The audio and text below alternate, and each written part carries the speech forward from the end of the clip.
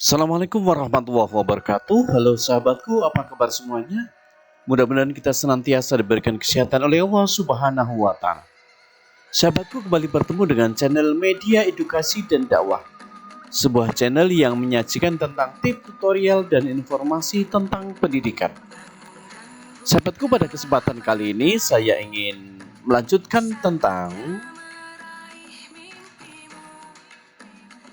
PTK seri keempat, yaitu dengan judul Cara Mudah Menentukan Judul dan Rumus Masalah pada Penelitian Tindakan Kelas. Sahabatku, silakan simak dan tonton video ini, dan jika video ini bermanfaat untuk sahabat sekalian, maka mohon dukungannya dengan cara menekan tombol subscribe, like, share, dan komen. Baik sahabatku, silakan simak video selanjutnya.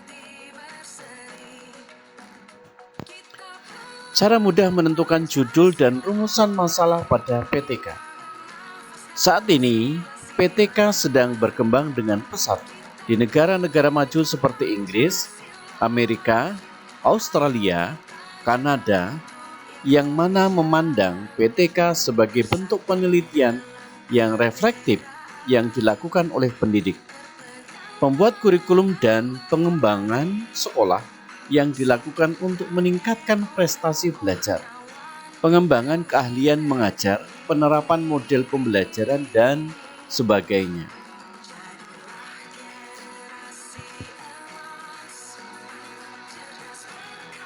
Pelaksanaan penelitian tindakan kelas akan memudahkan pendidik agar dapat melihat sendiri praktek pembelajaran atau bersamaan guru lain dapat melakukan penelitian terhadap siswa untuk meningkatkan interaksi pada proses pembelajaran.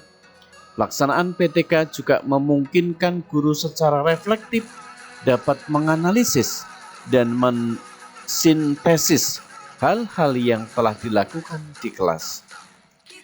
Dengan melakukan penelitian tindakan kelas, maka guru dan tenaga kependidikan dapat memperbaiki dan praktek-praktek pembelajaran sehingga menjadi lebih baik dan sesuai dengan keadaan siswanya.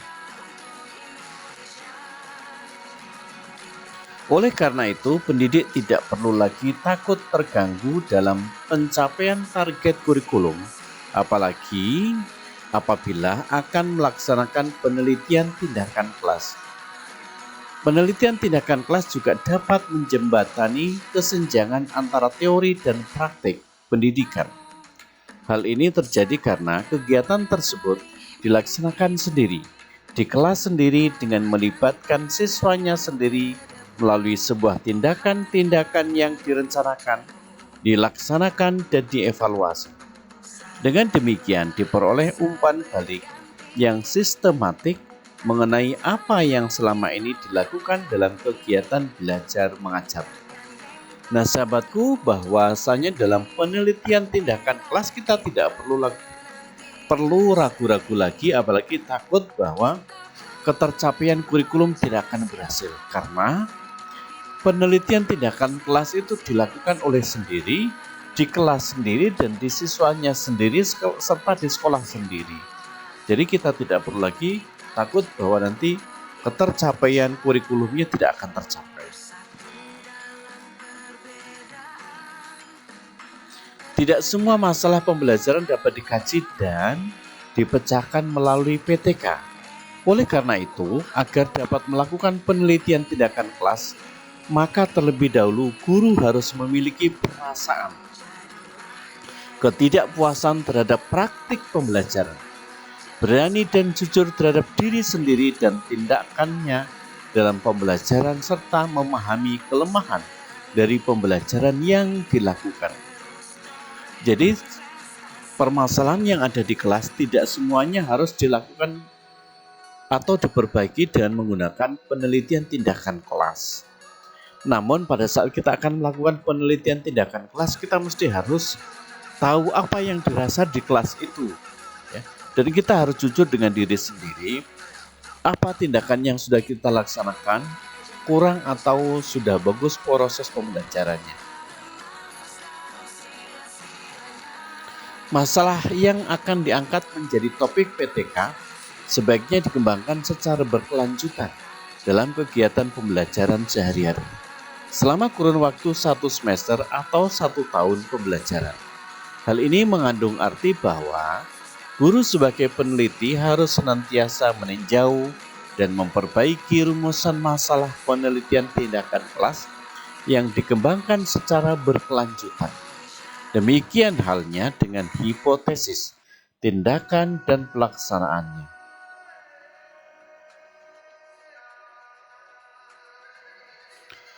Untuk masalah pembelajaran yang dapat dijadikan topik atau tema PTK, yakni metode pembelajaran, strategi pembelajaran, perubahan sikap dan nilai yang dapat mendorong tumbuhnya sikap yang lebih positif terhadap berbagai aspek kehidupan, pengembangan profesionalisme guru, modifikasi perilaku pengenalan terhadap teknik modifikasi perilaku yang dapat menunjang standar kompetensi dan kompetensi dasar, manajemen untuk meningkatkan efisiensi aspek tertentu dari manajemen pembelajaran dan pengelolaan kelas, serta melakukan penilaian hasil belajar yang adil dan transparan.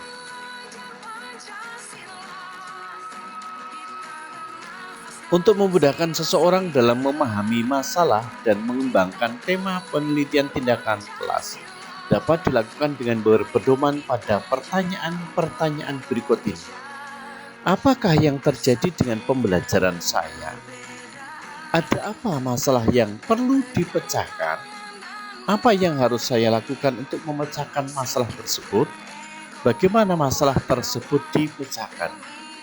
Jadi sahabatku, ketika kita ingin mengembangkan penelitian tindakan kelas kita, maka kita harus berpedoman pada pertanyaan-pertanyaan tadi. Di antaranya apa yang terjadi di dalam pembelajaran saya? Apa ada masalah yang perlu dipecahkan? Apa yang harus saya lakukan untuk memecahkan masalah tersebut? Bagaimana masalah tersebut dipecahkan?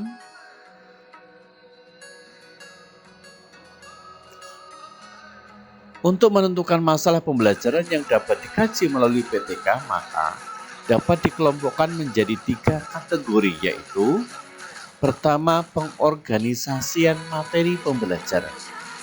Kedua, penyampaian materi pembelajaran. Dan ketiga, pengelolaan kelas. Nah sahabatku, jadi untuk menentukan masalah pembelajaran itu kita dibagi 3 atau 3 kategori, yaitu pertama pengorganisasian materi pembelajaran, yang kedua penyampaian materi pembelajaran, dan yang ketiga adalah pengelolaan. Masalah yang akan dijadikan topik PTK hendaknya disenangi, menantang, dan mampu membangkitkan rasa penasaran terhadap masalah tersebut, serta yang dapat membangkitkan rasa ingin tahu untuk secepatnya melihat hasil dari setiap tindakan yang dilakukan. Masalah yang terlalu kecil pengaruhnya terhadap pembelajaran hendaknya tidak diangkat menjadi topik PTK. Masalah yang dapat dikaji melalui PTK harus layak, fleksibel, dan berada dalam lingkup pembelajaran. Masalah PTK juga harus urgen, strategis, dan bermanfaat bagi berbagai pihak.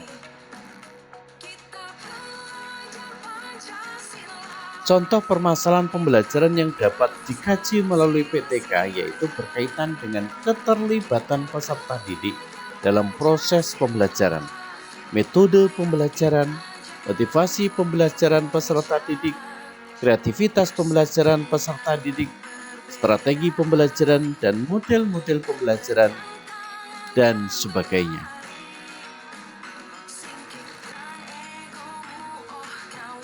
Berikut berbagai kriteria yang perlu diperhatikan dalam identifikasi masalah PTK, yaitu 1. Masalah yang akan dijadikan topik PTK benar-benar muncul dalam pembelajaran. 2. Penting dan bermanfaat untuk memecahkan masalah dan meningkatkan mutu pembelajaran. 3. Penting bagi guru sebagai peneliti dan sejalan dengan rencana pengembangan sekolah. 4. Dapat dipecahkan dengan mempertimbangkan waktu, tenaga, dan biaya yang ada. 5. Mengungkapkan berbagai aspek fundamental mengenai sebab dan akibat sehingga pemecahannya dapat dilakukan berdasarkan hal-hal yang fundamental.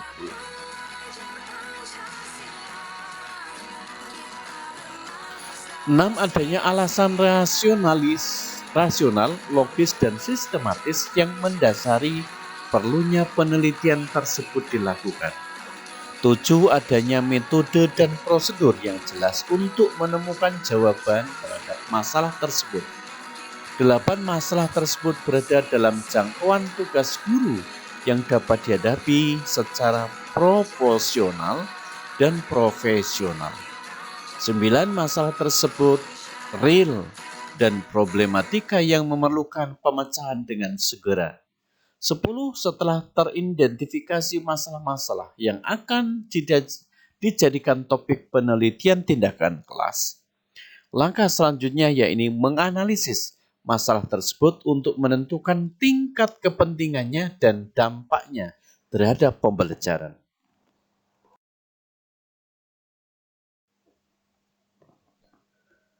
Analisis masalah perlu dilakukan untuk mengetahui dimensi-dimensi problematika dan memberikan penekanan yang memadai terhadap pentingnya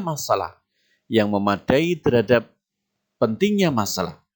Analisis masalah melibatkan berbagai jenis kegiatan termasuk diskusi antara guru sebagai peneliti dengan teman sejawat untuk menentukan masalah yang tepat dan mengetahui tindak lanjut perbaikan atau pemecahan yang diperlukan.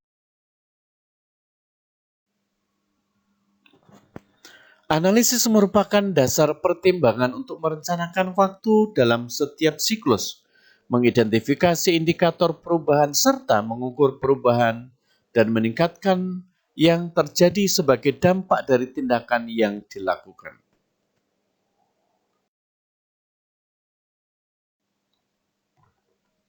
Sahabatku, demikianlah video yang dapat saya persembahkan pada kesempatan kali ini.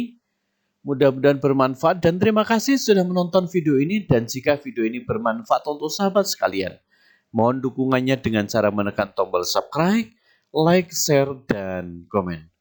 Terima kasih, sampai berjumpa kembali di video berikutnya. Assalamualaikum warahmatullahi wabarakatuh.